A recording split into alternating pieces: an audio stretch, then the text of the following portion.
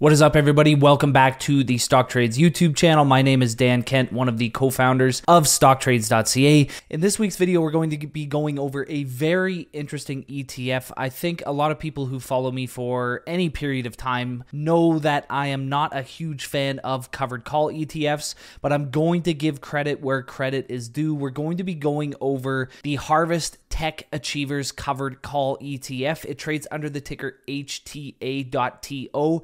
And you would be really surprised to know that this fund, despite its covered call nature, has actually outperformed the NASDAQ and has been one of the best performing exchange traded funds here in Canada. So with all that said, let's dive right into the video and get into HTA. All right, everybody, as always, head down below, like the video, subscribe to the channel, and comment down below. We're getting to the end of April, which means I'm going to be announcing a brand new premium subscription winner for free just by being in the comments. And as always, the No BS newsletter. This is a 2x a week newsletter that we send out to over 25,000 Canadians. We're dropping absolutely amazing investment content for Canadians, and you're going to want to head down below, click the link in the description and sign up there. We've got some massive news coming down, I think, in the next week or so here in terms of an ETF platform that we are going to be launching, and you are not going to want to miss out. Okay, so HTA, this is the Harvest Tech Achievers Growth and Income ETF. So what this is this is a covered call ETF that aims to give investors exposure to 20 of the best possible technology stocks across the globe. So we'll get a bit more into that when we come to allocations and holdings, but overall they hope to give investors exposure to lower overall volatility of portfolio returns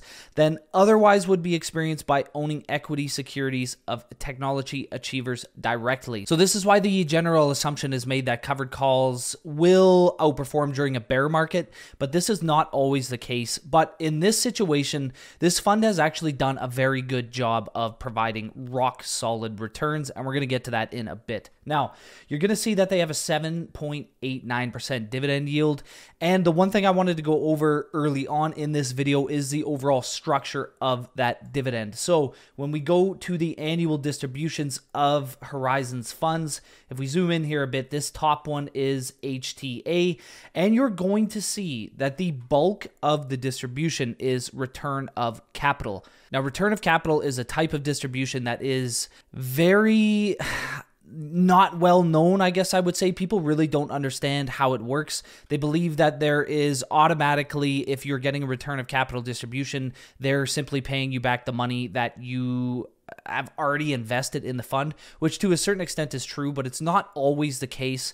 I'm not going to go too in depth on what a return of capital distribution is, outside of the fact that it works to reduce your average cost basis of a holding, and as a result you tend to lower your adjusted cost base, which increases your capital gain down the line if you were to sell it for a capital gain. And return of capital distributions are tax-free. So what they do, the distribution is tax-free at the time you receive it. It will lower your adjusted cost base on the holding in a taxable account. I mean, even in a tax-sheltered account, but obviously you wouldn't be exposed to those tax impacts of selling for a capital gain. And then ultimately, when you sell the holdings down the line, you would be faced with a higher capital gain. Now, 17% of it was capital gains, so those would be taxable as capital gains. And I believe this is a very important time to go over the fact that you see a lot of these dividends or these distributions from ETFs. I mean, even I slip up the odd time, as you can see. Not all of them are dividends. This is very, very important to understand. I mean, when we look to the Harvest Brand Leaders ETF, it pays out, nearly 18% foreign income, which would be taxed differently than an eligible dividend. This HTA fund has no eligible dividends. Very important to understand. It has no eligible dividends at this time. It has no other income at this time, which would be probably interest income, I would imagine. The bulk of it is return of capital and capital gains. Now, I would say in 2024, the distribution might be more capital gains based just because of the run up in technology holdings. I can't guarantee this, but this distribution makeup is likely not going to be the same this year as it was last year. So from a tax perspective, you need to understand if these things will work out for you. This is very, very important, especially if you've maxed out your tax sheltered accounts and you're looking for a taxable option. This is very, I guess I would say, tax friendly in the short term, but you will essentially defer the taxes over the long term in terms of capital gain. Now, getting back to the overall fund itself, it has assets under management of $567 million. So it's a relatively big fund, and it's been around since 2017. So it's a relatively new fund, but it does have, 7 or 8 years of history, which for an actively managed fund like HTA, this is an actively managed fund. It tracks no particular index. It is simply the fund managers themselves utilizing the allocations, the holdings, taking positions that they feel will outperform moving forward. So rolling into this, as an actively managed fund, you can see that fees are high at 0.99%. Now, if we go into the actual fund document of Harvest, it actually says the management fee is 0.85%. I'm not exactly sure what the difference is. I tend to lean towards the fund document itself, so the fees might be slightly lower than you would actually get on a platform like YCharts, where it's stating the fee is around 1%. Now, these funds will have, say, trading expenses that could have boosted this fee, and this is the fee that they expect moving forward. But overall, you're going to pay anywhere from 0.85 to 1% typically. So that would be around, let's just round it up to $10 per $1,000 invested. Now, overall valuation of the fund. This fund is very expensive, but it is exposed to global technology stocks, which valuations right now, especially when we consider the AI boom, the even cryptocurrency type boom, just stimulating technology companies, this is not all that surprising when we look to the weighted average PE of the fund. And actually, the fund has 25 stocks. I had mentioned earlier that it has 20. It actually has 25. So when we look to the average PE ratio, we're looking at a 36x. So this is very expensive. I believe I went over XIT probably a month ago. I'll leave a link in the video above here so you can go watch that video. It's a very good video on a Canadian technology ETF. I believe the PE ratio was in the mid-20s there. We're looking at a much bigger valuation in terms of earnings, and when we look to forecasted price to earnings ratio, we're looking at around 31. So it's still very expensive. And the one interesting thing I want to show you here is the forecasted dividend yield. So the fund's forecasted dividend yield is 0.76. This is not what the fund will yield. It sells covered calls to generate more income. But why this is important is this is pretty much the average dividend yield of the companies inside of it. So you can tell how much that covered call element of things puts into the average income added into the fund. It is driving significant income by selling call options on the holdings themselves. When we come down and look at the 5-year risk metrics, we can see that the fund, it's not exactly high volatility. It has a beta of 1.05. We can see a max drawdown of 38%, which is pretty extensive, but I would probably bet that this was during the COVID-19 pandemic. And actually, no, it wasn't. The COVID-19 pandemic, it drew down 31%. And when we went to the bear market in terms of technology companies in 2022, that is when it faced its largest volatility. It dropped by 38%, as you can see here. So it's not necessarily a low risk fund, low volatility fund. But with a beta, that essentially tracks a market, it's probably not going to see huge daily swings. So when we look to the forecasted 5-year earnings growth, this is one of the fastest growing ETFs from a forecasted perspective. Again, this is never a guarantee. This is a forecast. Analyst estimates, they're forecasting this earnings growth, but this would be the highest fund that I've covered on the channel over the last while. We're looking at 13.6% annualized earnings growth over the next 5 years. And when we look to next year's earnings growth, they're looking at a near 20% bottom line growth over the next year. And this is exactly why you see this price to earnings ratio sitting at 31x. Now, another reason why you're seeing a very high valuation ratio with this fund is the return on equity is 33%. And I would guess that the return on invested capital is also high. These are two very strong metrics when it comes to particular stocks, judging their efficiency, their profitability. So this fund holds a basket of very high quality technology stocks.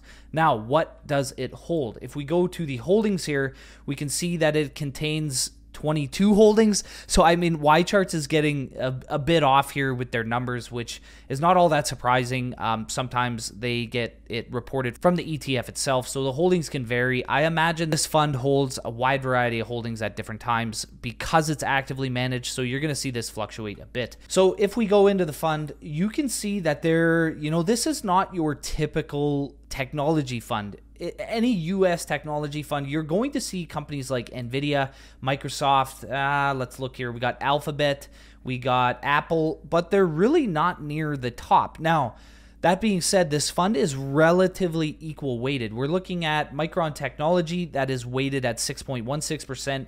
And we're looking at the lowest allocation holding, which would be Adobe at 4.02%. So this is relatively equal weighted to the 20 technology stocks that the fund wants to hold. And then from there, it looks like they have a T-bill ETF that has a relatively low weighting, probably just, cash accrued in the fund. They're buying a relatively low risk investment to maybe accumulate more interest on that cash, or maybe they're looking to deploy this 0.5% cash position, but they haven't found anywhere to put it yet. So we're seeing Meta Platforms is high in there. Salesforce, Broadcom, very strong tech, AI stock. Texas Instruments, not particularly a strong stock over the last while, but it's still, a relatively strong play when it comes to semiconductors, chips, Intuit, which would be let's say MailChimp, a mailing client, QuickBooks, things like that. AMD, Cisco, Apple, as I mentioned, Adobe, very strong company. So overall, you're looking at a basket of what these fund managers believe are the strongest technology options moving forward.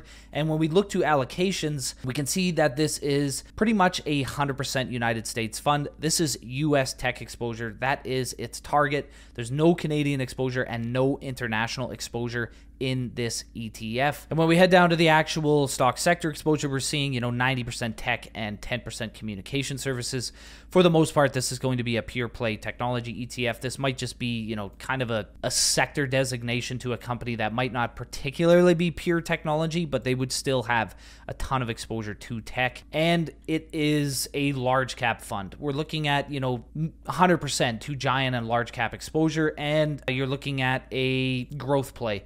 54% to large cap growth, whereas the remaining, 40-some% to large cap blend, which would be a combination of value and growth. Now, how has the fund performed since its inception? And this is actually something that is going to be very surprising. Now, obviously, price, which is just not including dividends, is not going to be very useful when it comes to HTA, but we can see that even without including its dividend, it's returned 85% since its 2017 inception. When we add in something like the NASDAQ, which would probably be the closest way to compare this fund, we can see that, the NASDAQ, just on a pricing basis, has doubled it up, but that's not really all that accurate. If I go to total returns, and we get these out of the way, we can see that HTA has actually outperformed the NASDAQ by around 2% annualized. We're looking at 17.32% annual returns versus 15.21% for the NASDAQ.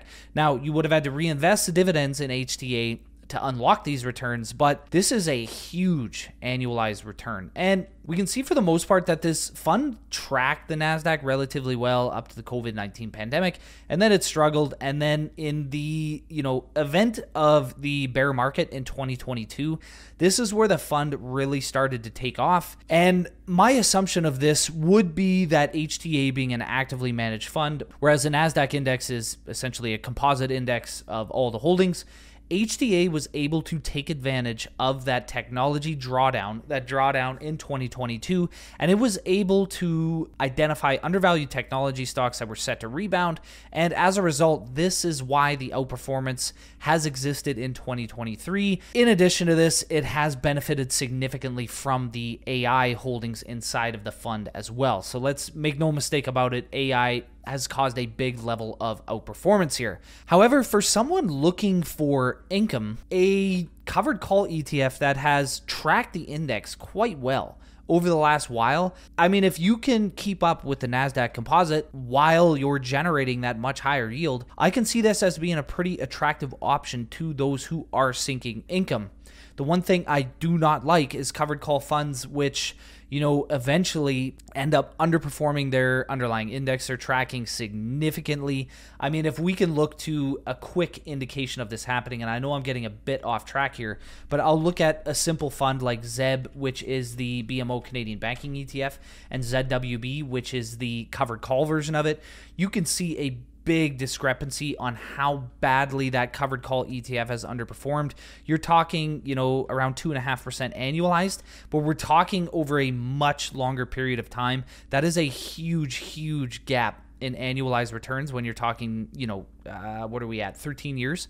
This is kind of what I mean by the covered call ETFs will generally underperform their non-covered call counterparts. And in the case of this, it is virtually the identical ETF. It's big six banks, one's covered call, one's not. Now, HTA has performed very well relative to the composite index. So if you're looking for income, you're looking for exposure to technology stocks, but you're actually looking for that income, this fund is not that bad in terms of historical performance. Now, historical performance means absolutely nothing. I want to get that out of the way. I am not in any stretch saying that HTA will perform as well moving forward. But when you have an actively managed fund, the historical performance of that fund does come into play a bit more than, say, an index fund, which is just going to track its underlying index. And the reasoning for this is you have a management team who, as a fund that is actively managed, the impact of how well those fund managers execute is actually pretty key. And when we look to past historical performance, we can at least get a bit of an idea. Now, with an actively managed fund, there's always that, human element of it that they might not be able to perform that well going forward. Whereas with an index fund, it's pretty cut and dry. They track the underlying index. There's not really going to be much deviance here. But with an actively managed fund, they're prone to making mistakes. They're prone to deteriorating returns. They're prone to not performing as well as they did in the past. But this fund overall has performed very well. There is no hiding it, really. At a 17.5% annualized return, there is actually very few funds in the country, and I'm talking about one or two, maybe XIT and the Horizons Big Data ETF, which I did a review on. Again, I will leave a link in the video above. Those are pretty much the only two funds that have performed better than this one since its inception in 2017. So what do I think of the fund? I actually don't mind this fund. Now, one of the main looks for a covered call fund, one of the main things you need to look at is the percentage of the portfolio that it writes covered calls on. Now, this is important because when you are writing covered calls, you are essentially capping your upside in terms of price appreciation because you're pretty much locking in a price that you would have to sell the stock for. If the price rises and the strike price is below the actual stock price, it's going to get used and you're going to have to sell that position at lower than market value. So generally, the more a percentage of the portfolio a fund writes covered calls on, the less price appreciation you're going to get in terms of, if there's positive movements in the portfolio. Now, this fund aims to generally write covered call options on 33% of the portfolio securities. This is relatively low. So for the most part, you're getting, the majority of the appreciation from the underlying holdings. However, I did look into, the actual amount that the fund says it will write covered calls on. I wanted to look into the fact sheet, and it says the ETF will generally write covered call options on 33% of the securities, but the level of covered call option writing may vary based on volatility and other factors. So maybe they write less covered calls when they're not getting a good premium on the options contracts, or maybe they write more during particular periods of time. But what you need to know here is that 33% is never guaranteed. This is their end goal, but they can, fluctuate on practically whatever they want. So overall, how do I feel about this fund? I actually do not mind this fund. There is no knocking it. It has performed quite well over the last while. Whether it does moving forward is hard to say. Again, actively managed, they have to continue doing what they've done in the past, which adds a bit of a degree of heightened risk. But if you want exposure to 20, pretty solid US technology options and you want that added income, it's performed quite well. It's tracked the NASDAQ. It's actually outperformed the NASDAQ. A bulk of the outperformance came from the drawdown in 2022 and HTA's, strategy to align themselves in, these particular stocks that have rebounded in a big way. So a lot of the outperformance has come over the last 2 years, but there's no denying it. This has been one of the best funds in the country since its inception. Its distribution makeup is, a little more complex. The bulk of it last year came from return of capital. I would imagine in 2024 it might come a little more capital gain heavy, but I can't guarantee that. So take this into consideration if you have it in a taxable account. I hope this video shed some light on one of the stronger performing covered call funds in the country. Do I like covered call funds? Not necessarily. Most of them are relatively subpar investments for quite a few people. Just aim for total return, and you can ultimately utilize the higher capital appreciation you're going to get from a non-covered call fund, and you could sell shares, or you could transfer that increased appreciation into income paying funds further down the line. But this one has impressed me. I don't mind the fund. So everybody, as always, head down below, like the video, subscribe to the channel, and comment. We're giving away a premium subscription in the next few weeks here. Let me know what fund or stock you want me to go over next. And as always, no BS newsletter in the description below. It's very important you sign up to this. We are going to be launching a huge initiative in the next bit here when it comes to ETFs. And you're not going to want to miss out because it is going to help you immensely. And as always, stay tuned for more great Canadian content.